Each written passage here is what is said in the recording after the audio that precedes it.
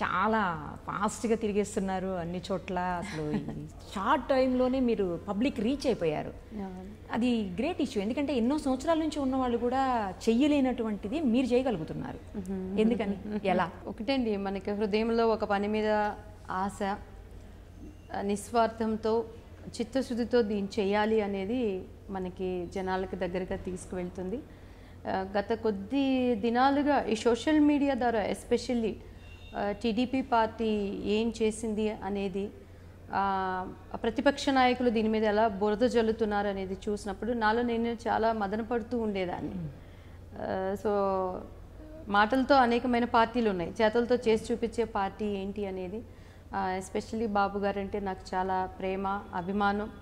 ఆయన ఎలా అంటే పని డెడికేట్ మైండ్, ఎవరు ఎన్నన్నా కూడా గురి అంతా ఆయన అభివృద్ధి పథకాల మీదనే ఉంటుంది, అభివృద్ధి పదంగానే ఆయన సాగుతూ ఉంటారు. సో అభిమానం నన్ను జనాలకు దగ్గరగా తీసుకువెళ్ళటం ఆ విధంగా దగ్గర చేసింది నన్ను. సో ఇక సినిమాలకు సీరియల్స్కి గుడ్ బై చెప్పేసినట్టేనా? ఫుల్ టైం పాలిటీషియన్గా మారిపోయారా? 100% నీటి అవకాశం ఉంటే ఇక్కడ నాకు ఫుల్ ఫ్లెడ్జ్ పని ఉండి నేను ప్రజలకి ఏమైనా చేయగలను అనేది ఉంటే 100% నేను ఫుల్ ఫ్లెడ్జ్గా ఇటు ఉండటానికి నేను ఇష్టపడుతున్నాను. సో మూవీస్ అనేది ఎందుకంటే నాకు అన్నింటికన్నా ఎక్కడున్నా కూడా ఒక ఆత్మని దేవుడి వైపు తిప్పడానికి ఐ ప్రే గాడ్ ఎవ్రీథింగ్. నేను ఎక్కడున్నా, ఈజ్ పొలిటీషియన్గా ఉన్నా లేకపోతే ఆర్టిస్ట్గా ఉన్నా, ఎక్కడున్నా కూడాను నా పని నేను చేస్తూ ప్రభు పని చేయటానికి కూడా నేను ఎప్పుడు ఆసక్తి కలిగి ఉంటాను. సో మధ్యలో అవి ఉన్నా కూడాను నా వృత్తి నేను చేస్తాను. ఓకే. ఎక్కడి నుంచి పోటీ చేయటం లేదు, ఎందుకని మీరు? అసలు నాకు పోటీ చేయాలనే ఆలోచన అయితే నాకు లేదండి. ఓకే. జస్ట్ నేను 2 months అనుకోకుండా నేను నవంబర్ వరకు కూడా యూఎస్ఏలో ఉన్నాను. నేను దేవుని పని నిమిత్తమై నేను న్యూయార్క్, న్యూజెర్సీ, షికాగో అటు వెళ్ళటం జరిగింది. డిసెంబర్ మంత్లో నేను రావటం అనుకోకుండా, మరి అంబికా కృష్ణ గారికి ఇంటి బిడ్డలాగా నేను. సో నువ్వు రామ్మా అని బాబు గారి దగ్గరికి తీసుకువెళ్ళటం అసలు నాకు చాలా షాక్ అనిపించింది అనమాట. చంద్రబాబు నాయుడు గారి తగ్గింపుతనం, ఆయన ఒక వ్యక్తి దగ్గర ఒక టాలెంట్ ఉంది, వీళ్ళు మనకి దేశానికి మన రాష్ట్రానికి వీళ్ళు పనికొస్తారు అనుకున్నప్పుడు ఆయన ఒక వ్యక్తిని నడిపించే విధానం నాకు చాలా నచ్చిందండి. ఓకే. సో అనుకోకుండా నేను ఇటు మీ పార్టీ విజయ అవకాశాలు ఎలా ఉన్నాయి? 100% విజయం మాదే, విజయ డంకా మాదే. అవునా? ఎన్ని సీట్లు వస్తాయి అనుకుంటున్నారు? 130 to 145 కన్ఫర్మ్గా we will fulfil. Okay. So మిగతా 25 మన ఇప్పుడు చెప్పే ఈ 20 days మా వాళ్ళు చేసే హార్డ్ వర్క్ గురించి ఒక చరిత్ర తిరగ రాసే విధంగా. ఇన్ని రోజులు రాజకీయాలు ఒక ఎత్తు, ఎందుకంటే తెలంగాణ ఆంధ్ర కలిసి ఉన్నాయి. ఒకప్పుడు తమిళనాడు ఆంధ్ర కలిసి ఉన్నప్పుడు కూడా పొట్టి శ్రీరాములు గారు ఉద్యమాలు చేసి డివైడ్ అయిపోయింది. కానీ ఎప్పుడు తమిళనాడు ప్రజలు ఇంతటి నీచత్వం కలిగిన మనస్తత్వం అయితే లేరండి. ఎందుకంటే అనేక మంది తెలుగువారు తమిళంలో అక్కడ స్థిరపడిన వాళ్ళు ఉన్నారు ఇప్పటికీ కూడా. ఇండస్ట్రీ వాళ్ళు కానీ, బిజినెస్ పీపుల్ కానీ, ఇటు నెల్లూరు, గూడూరు నుంచి వెళ్ళిన వాళ్ళు గ్రెనేడ్స్ పెట్టుకొని అనేక మంది అక్కడ స్థిరపడిపోయారు. ఆల్మోస్ట్ సినీ ఇండస్ట్రీ అంటే చెన్నైకి తరలొచ్చే విధంగా. ఎందుకంటే అది ఒక భాష ఎరగని రాష్ట్రం అయినప్పటికీ కూడా ఎంతో ప్రేమ, అభిమానాలు, కనీసం ఒక మానవత్వం కలిగిన ఒక పక్క రాష్ట్రంగా ఉంది. అదే ఈరోజు తెలంగాణను తీసుకుంటే ఇంతవరకు కలిసి ఉన్నారు, అన్నా తమ్ముళ్ళలాగా కలిసి ఉన్న రాష్ట్రాన్ని సరే మంచో చెడో విడిపోయారు. కానీ ఈరోజు అక్కడ నుంచి పక్క రాష్ట్రపు అధికారులు మన తెలుగు రాష్ట్రం మీద కట్టినటువంటి ఆ కత్తి మాటలు కానీ, మరి ఈ ప్రజలని ఎటువంటి దుస్థితిలోకి తీసుకువెళ్ళిపోవటానికి ఎటువంటి రాజకీయ యత్నాలని పావులని కదుపుతున్నారని చూస్తున్నప్పుడు విజ్ఞత కలిగిన వాళ్ళకి, మనస్సాక్షి కలిగిన వాళ్ళకి, ఎందుకంటే తెలంగాణ రాష్ట్ర ప్రజలే చెప్తున్నారండి వీళ్ళు అన్యాయం చేస్తున్నారు తెలుగు రాష్ట్ర ప్రజలకని. కానీ దేవుడు అనేవాడు ఒకడు ఉన్నాడు, he will give good judgement. Chandranna garu తప్పకుండా సీఎం పోస్ట్ ఆయనకే ఉంటుంది. ఓకే. అభివృద్ధి పథకాలన్నింటినీ కొన్నిటిని కావాలని ఎన్నికల స్టంట్ లాగా అప్పటికప్పుడే ముందు 2 నెలల ముందు ప్రకటించారు అని చెప్పి కామెంట్ చేస్తున్నారు అపోజిషన్ వాళ్ళు. అంటారండి, ఎందుకంటే వాతలేయటం, చంద్రబాబు గారి మీద వాతలేయటం వీళ్ళకి అలవాటు అయిపోయింది, బురద జల్లటం అలవాటు అయిపోయింది. ఈరోజు ఒక చిన్న ఎగ్జాంపుల్ మీకు చెప్తాను. ఇది జస్ట్ ఒక 1 hour ఇంటర్వ్యూ. మీ దృష్టిలో నేను ఒక మూవీ ఆర్టిస్ట్, అనుకోకుండా ఇప్పుడు పొలిటీషియన్, కొంతమందికి దేవుని సేవకురాలు. నేను ఎప్పుడు కూడాను నేను చాలా, ఎందుకంటే మీ అందరికన్నా కూడా ఐఎమ్ నథింగ్ అనే మైండ్లో నేను ఉంటాను. నా ఇంటర్వ్యూ కోసం మీరు ఎప్పటి నుంచి అడుగుతున్నారండి? Almost 2 months. 2 months. ఇప్పుడు ఈ ప్లేస్ రావడానికి కూడా ఎంత టైం తీసుకున్నదండి. ఈవెన్ మీరు విజయవాడ ఎంటర్ అయినాక ఒక 1 అవర్ ఇంటర్వ్యూకి ఇంత టైం పట్టింది అంటే ఇంత రాష్ట్రాన్ని మన చేతులకి ఇచ్చినప్పుడు మనం ఏ స్థితిలో ఉన్నాం, ఎన్ని వేల కోట్లు మనం లోటు బడ్జెట్తో మనం ఉన్నాం. చంద్రబాబు గారికి అసెంబ్లీని మొత్తం రెడీ చేసి సిద్ధపరిచి ఈరోజు కొంతమందికి రెడీమేడ్ ఫుడ్, ఫాస్ట్ ఫుడ్ ఎలా ఇచ్చారో చంద్రబాబు గారు అభివృద్ధి చేసిన దాన్ని అలా ఏమైనా మనకి ఇచ్చారా?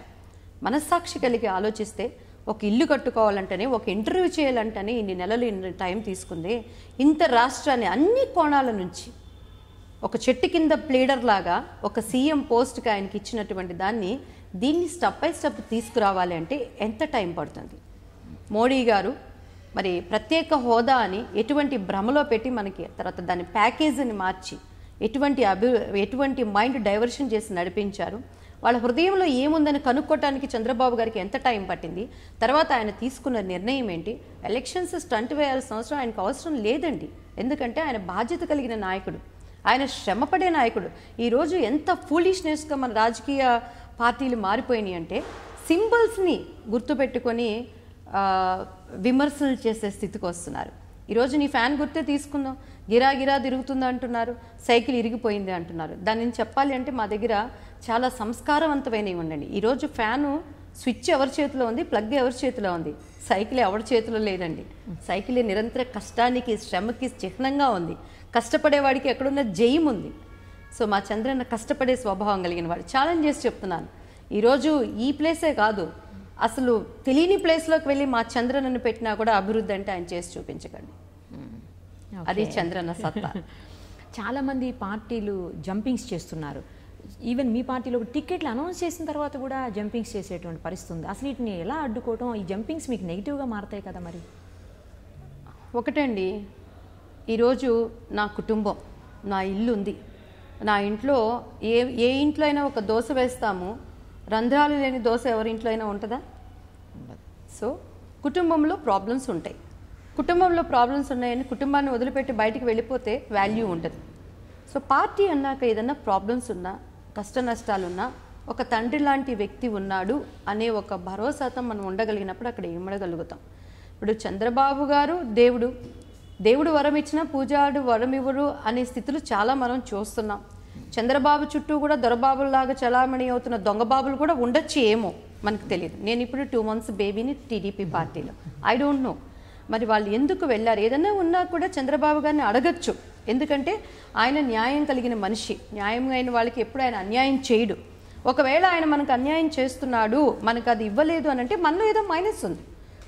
మనలో ఏదో మైనస్ ఉంది. ఒకవేళ మనం ఒక మంచి పార్టీలో ఉన్నప్పుడు మనల్ని గుర్తించకపోయినా కూడా మనం ఓర్పుతో, సహనంతో మనం ఉండగలిగినప్పుడు డెఫినెట్గా మనకి అక్కడ దేవుడు సహాయం చేస్తాడు. అది ఎటు నుంచి సహాయం వస్తుందని మనకు తెలియదు. ఈవెన్ నన్నే తీసుకోండి, చాలామంది నా ఫ్రెండ్సే నన్ను అడిగారు, 30 yearsగా మేము రీచ్ అవ్వలేని దాన్ని జస్ట్ 2 months నువ్వు ఎలా రీచ్ అవ్వగలిగామని. బిగినింగ్లో అదే అన్నాను మిమ్మల్ని. నేను అసలు ఆశతో నేను రాలేదు. అసలు దేవుడు నాకు ఇటువంటి అవకాశం ఇస్తాడని కూడా నేను అనుకోలేదండి. బట్ ఇన్నర్ వచ్చినాక నాకు తెలిసినంత వరకు మాత్రం టీడీపీ పార్టీలో పెద్ద ఎమ్మెల్యేలు కానీ, ఎంపీలు కానీ, అక్కడ ఉన్న స్టాఫ్ కానీ, సార్తో ఉన్న వాళ్ళు కానీ చాలా ఒక కుటుంబ సన్నిహితం. నాకు తెలిసి నేను విన్నది ఏ ప్రతిపక్ష పార్టీలో కూడా ఇంత మాకు స్వతంత్రత, ఇంత మాకు ఒక ఫ్యామిలీ అట్మాస్ఫియర్ నేనైతే చూడలేదండి. పెద్ద ఎమ్మెల్యేలు కూడా వాళ్ళ ముందు నిలబడటానికి కూడా అర్హత లేని దాన్ని నన్ను ఎంత ప్రేమగా ఒక గైడెన్స్తో ఇవ్వటాన్ని బట్టి మరి ఆ జంపింగ్లు అయ్యే వాళ్ళు అవతల ఏమి ప్రలోభాలు పెడుతున్నారో, ఏ కోర్టులో ఆశలు చూసుకొని వెళ్తున్నారో, లేకపోతే వాళ్ళ ప్రాపర్టీస్ ఎక్కడ పోతాయని భయపడుతున్నారో, మరి ఏ ప్రలోభం వెళ్తున్నారో అది వాళ్ళకి తెలియాలి. ఓకే, చంద్రబాబు గారికి ఎందుకు ఓటేయాలి అంటే మీరు ఏం సమాధానం చెప్తారు? ఎన్ని ఉన్నాయండి. ఎందుకు అసలు అవతల వాళ్ళకి ఓటేయకూడదు అనటానికి కోటి కారణాలు ఉన్నాయి. చంద్రన్నకి ఎందుకు వేయాలనటానికి పలు కోట్ల కారణాలు ఉన్నాయి. ఎందుకంటే ఈరోజు హైదరాబాద్ గ్రేటర్ హైదరాబాద్ అంటున్నారు. ఈరోజు ఏపీని ఇంకొక 5 yearsలో గ్రేటర్ దాన్ ఏపీగా ఆయన చేస్తారు. గ్రేటర్ దాన్ హైదరాబాద్గా ఏపీని మార్చగలిగిన సత్తా ఉన్న వ్యక్తి. ఓకే, ఈరోజు ఏపీ ఉన్న పొజిషన్లో ఇంకొక సీఎం ఉండుంటే ఈరోజు ఇక్కడున్న ప్రతి బిడ్డలు, ఉద్యోగస్తులకి జీతాలు ఇవ్వలేరు అని అన్నారు. కానీ ఈరోజు ఎవ్వరు కూడా మాకు జీతాలు ఆగిపోయినాయి అనే మాట లేకుండా వాళ్ళకి కావాల్సిన సౌకర్యం ఇచ్చారు. ఈరోజు వైఎస్ఆర్సీపీ వాళ్ళు ఉన్నప్పుడు 200 రూపాయలు పెన్షన్, ఈరోజు దాన్ని 2000 రూపాయలకి మార్చాడు. ఈరోజు పేద ప్రజలు నిన్న మొన్న వాళ్ళు చేసినటువంటి ఆ మాటలు ఎంత నీచత్వం అంటే, కమింగ్ సీఎం ఆయన, గోయింగ్ సీఎం ఈయన, అమరావతిని భ్రమరావతి అని చెప్పని పిచ్చి మాటలు మాట్లాడిన వాళ్ళు ఈరోజు 100 కోట్లు పెట్టి ఇక్కడ ఇల్లు కట్టుకునే స్థాయికి తీసుకొచ్చాడంటే అది చంద్రబాబు గారు మాత్రమే. ఈరోజు చంద్రబాబుకి ఇక్కడ ఇల్లు లేదు అన్నాడు. మొదటి నుంచి కూడా బంగళాల మీద ఆశలు, ఇళ్ల మీద ఆశలు, ఆస్తుల మీద ఆశలు కలిగి ఉన్నవాళ్ళు కాబట్టి ఇళ్ల మీద ఆలోచించాలి. ఈరోజు కొన్ని లక్షల మంది పేద ప్రజలు మంచి ఇంట్లో గేటెడ్ కమ్యూనిటీ ఏరియాలో ఉన్నట్టుందని సామాన్య పని చేసుకునేటువంటి స్త్రీలు సంతోషపడుతున్నారంటే చంద్రన్న ఇల్లు ఎక్కడండి? ప్రతి పేదవాడి గుండెల్లో ఆయన గూడు కట్టుకొని ఇల్లు కట్టుకొని ఉన్నాడు. ఇంకా అంతకన్నా అర్హత ఏం కావాలి? Please subscribe Mirror TV. Thank you. And I request all of you to subscribe Mirror TV. Please subscribe to Mirror TV. Thank you. Please subscribe Mirror TV. Please subscribe Mirror channel. Please subscribe to Mirror TV.